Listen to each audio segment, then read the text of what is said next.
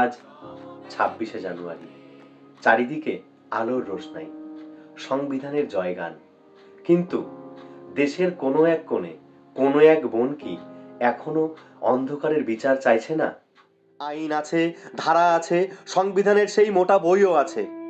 নেই, নেই শুধু সেই অপরাধীদের কঠিন সাজা, যারা একটি মেয়ের জীবন তছনছ করে দিয়েছিল।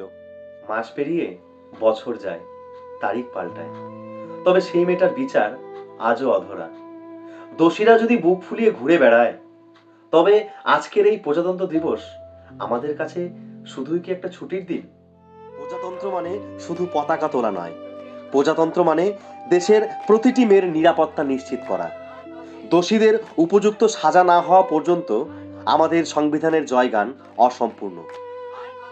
আসুন আজ শুধু উৎসব না করে প্রশ্ন তুলি, কারণ চুপ থাকা মানেই অন্যায়কে সমর্থন করা। আমরা বিচার চাই।